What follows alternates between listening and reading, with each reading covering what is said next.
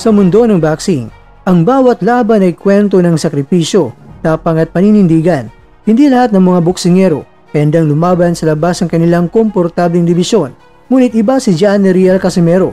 Sa paparating na sagupaan laban kay Kyonosuke Kameda, pinili niyang umakyat sa super featherweight division, habang ang karamihan ay namamangha at nagtatanong kung bakit niya tinanggap ang ganitong panganib. Ipinakita ni Casimero na para sa kanya, ang tunay na mandirigma ay walang kinatatakutan. Natural na may malaking bintay si Kyonosuke Kameda. Isa siyang boxer na sanay sa featherweight division at ngayon ay mas kumpiyansa sa super featherweight division. Mas mabigat, mas malaki at mas may tibay na katawan para sa division na ito kumpara mo yan kay Casimero na mas kilala sa super bantamweight. Ngunit dito na nagiging kapansin-pansin ang kakaibang personalidad ng angas ng Pinas. Para kay Casimero, ang sukat at timbang ay hindi sapat upang matalo siya. Ang kanyang paniniwala ay nakaugat sa disiplina, bilis ng kamay at karanasan sa pagpaglaban sa iba't ibang klase ng boksingero sa buong mundo. Pero bakit nga ba tinanggap ni Casimero ang delikadong laban na ito? Isa sa mga dahilan ay ang kanyang walang katapusang paghanap ng mga laban na magpapatunay ng kanyang pagiging litimong mandirigma. Hindi siya takot mawala ng bintahe dahil para sa kanya, ang mas malaking hamon ay mas malaking pagkakataon upang ipakita ang tunay niyang kakayahan. Kung tutuusin, madali para kay Casimero na manatili sa kanyang dibisyon at piliin ang mas ligtas na laban. Ngunit, hindi yun ang kanyang estilo. Siya ang uri ng boksingero na laging naghahanap ng eksena kung saan nakasalalay ang lahat, ang reputasyon, ang karera at ang dangal. Isa pang dahilan ay ang matagal na niyang reputasyon bilang isang boksingerong road warrior. Sa iba't ibang bansa siya lumalaban, kalaban ng mga lokal na paborito at madalas ay siya ang underdog. Ngunit sa maraming pagkakataon, siya rin ang nagtagumpay at nagpatahimik sa mga kritiko. Ang laban kay Kameda ay bahagi lamang na matagal ng pattern sa kanyang karera, ang hindi pag-atras sa hamon. Kung may bintahe man si Kameda sa timbang, si Casimero naman ay may bintahe sa karanasan at tibay ng loob na hindi madaling nagigiba. Dagdag pa rito, mahalaga rin at tandaan na si Casimero ay likas na agresibo at palaban. Hindi niya nakikita ang mas malaking kalaban bilang hadlang kundi bilang inspirasyon upang maganda ng mas matindi. Sa kanyang pananaw, ang tunay na tagumpay ay yung nakakuha kapag nilampasan ang pinakamahirap na pagsubok. Para sa kanya, ang laban kay Kameda ay hindi lang tungkol sa panalo o talo, kundi isang pagkakataon upang ipakita sa buong mundo na ang Pilipinong boksingero ay may pusong bakal. Ang delikadong laban na ito ay magbibigay ng patunay ng tapang higit pa sa sukat ng katawan. Sa huli mga kakwento, sa huli, ang sagupaan ni Gianni Riel Casimero at ni Kyonosuke Kameda sa super featherweight division ay higit pa sa isang laban ng dalawang mandirigma. Isa itong simbolo ng kahandaang lumaban kahit sa pinakamahirap na kondisyon ng pagnanais na ipakita na walang laban na hindi kakayanin kung puno ng tapang at determinasyon.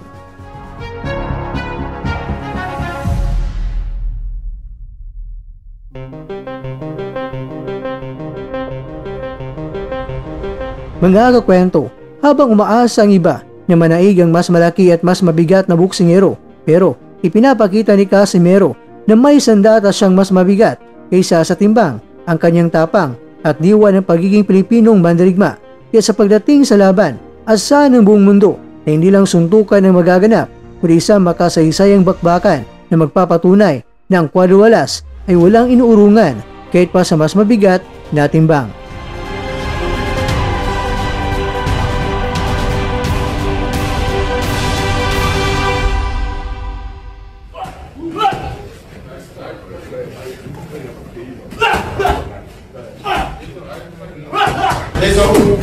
Light paring ko na. Light na.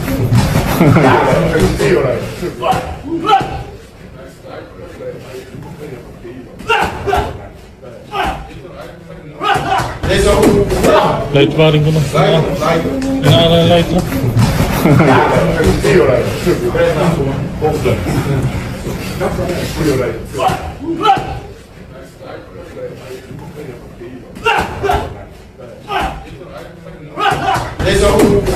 Light paring ko na.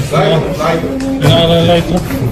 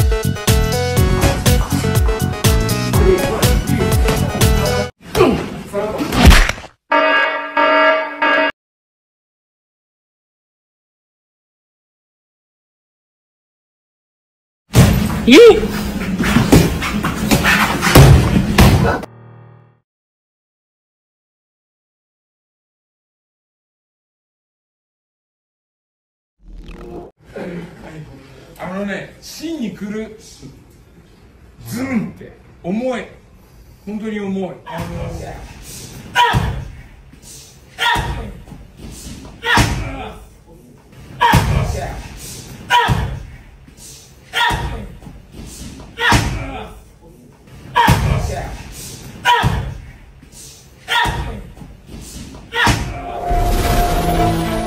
At dyan, nagtatapos ang ating kwento.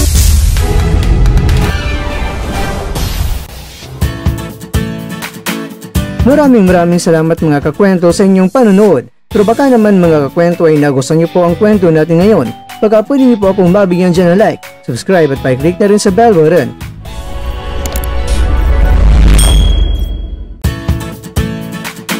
Pero bago tayo tatapos mga kwento, syempre, shoutout po muna tayo dyan sa aking mga kakwento.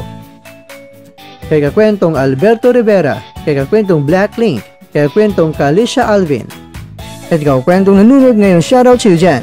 Bueno, hanggang dito na po muna ang ating kwentuhan. At abangan nyo na po ating susunod na video.